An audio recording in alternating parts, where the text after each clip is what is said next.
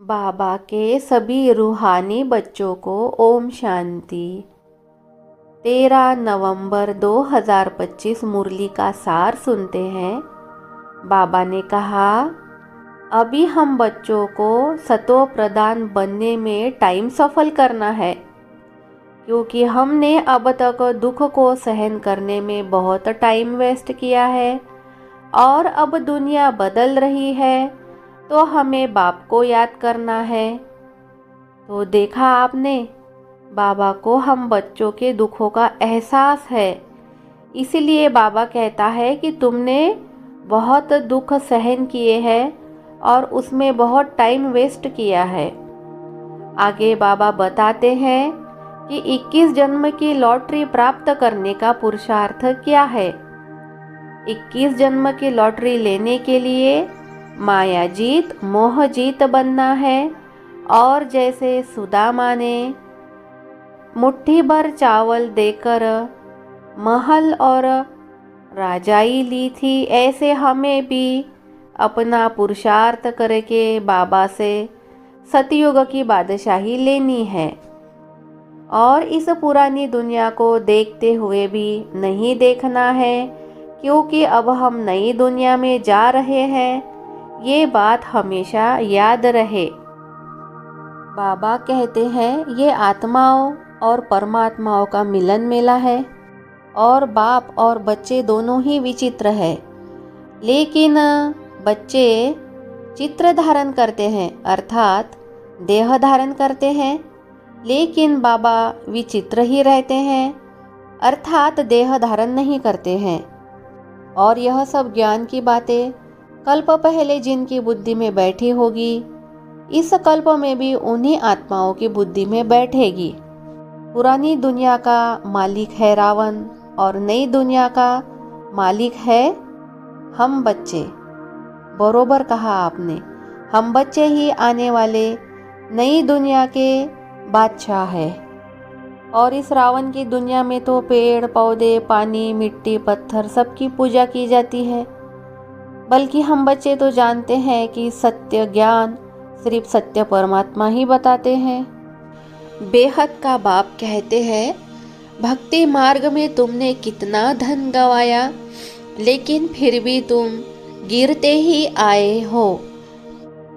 आगे बाबा कहते हैं, सतयुग में नए नए महल बनेंगे तो उनमें बच्चे ही रहेंगे ना, क्योंकि वही तो अभी मेहनत कर रहे हैं सतयुगी दुनिया में जाने के लिए। नहीं तो कलयुग में देखो नए नए मकान बनते हैं तो उसमें किराएदार रखे जाते हैं, लेकिन बाबा ऐसा नहीं करते हैं। सतयुग में जो मकान बनेंगे वहाँ बच्चे ही रहेंगे। जैसे अभी कलयुग में प्लॉट और मकान लेते हैं तो उसके लिए पैसे लगते हैं, लेकिन सतयुग में महल लेने के लिए क्या लगाना है? तो हमें लगाना है ज्ञान योग और पवित्रता की भट्टी। ज्ञान लेना है, योग लगाना है और पवित्रता धारण करनी है, तो सतयुग में महल मिलेंगे। बाकी ये जो साइंटिस्ट लोग मून पर जाकर चांद पर जाकर जो प्लॉट वगैरह ढूंढते हैं, ये सब व्यर्थ है, ऐसा कुछ भी होने वाला नहीं है। अगर ऐसा होता तो हमें बाबा पहले ही मुरली में बताता है। बच्चे कहते हैं, बाबा आप आएंगे तो हम कुर्बान जाएंगे। सौदा तो अच्छा है ना, मनुष्य थोड़े ही जानते हैं सौदागर रत्नागर जादूगर नाम क्यों पड़ा है। रत्नागर है ना अविनाशी ज्ञान रत्न, एक एक अमूल्य वर्षंस है। इस पर रूप बसंत की कथा है ना, तुम रूप बसंत भी हो और बसंत भी हो।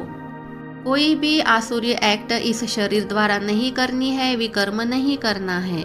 श्रीमत से अपना जीवन श्रेष्ठ बनाना है और कौड़ियों के पीछे नहीं जाना है, अपना मूल्य समझना है।